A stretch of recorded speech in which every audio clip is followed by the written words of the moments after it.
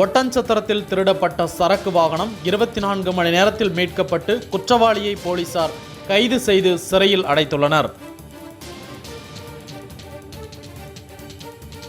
திண்டுக்கல் மாவட்டம் ஒட்டன்சத்திரம் அருகே உள்ள தாராபுரம் சாலையில் பழைய இரும்பு கடை தொழில் நடத்தி வருபவர் பரணீஸ்வரன்.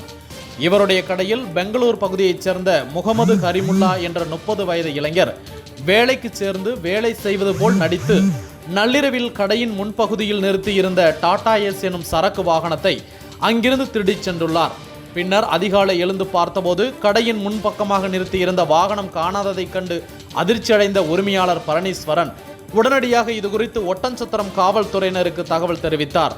தகவலின் பேரில் சார்பு ஆய்வாளர் சவடமுத்து தலைமையிலான தனிப்படை காவல்துறையினர் அப்பகுதியில் உள்ள கண்காணிப்பு கேமராக்களில் பதிவாகியுள்ள காட்சிகளின் அடிப்படையில் தீவிரமாக தேடுதல் வேட்டையில் ஈடுபட்டனர். அப்போது ஒட்டன்சத்திரம் தாராபுரம் சாலை குறிஞ்சி நகர் பைபாஸ் மேம்பாலம் அருகே சார்பு ஆய்வாளர் தலைமையில் வாகன சோதனையில் ஈடுபட்டிருந்த போலீசார் அவ்வழியே வந்த முகமது கரிமுல்லா ஓட்டி வந்த வாகனத்தை நிறுத்தி சோதனை செய்தனர்.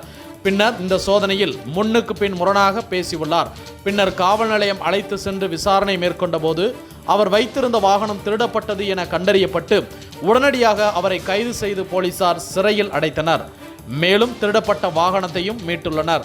புகார் அளித்த 24 மணி நேரத்தில் போலீசார் உடனடியாக நடவடிக்கை எடுத்து வாகனத்தை மீட்ட சம்பவம் ஒட்டன்சத்திரம் பகுதியில் பெரும் பரபரப்பை ஏற்படுத்தியுள்ளது.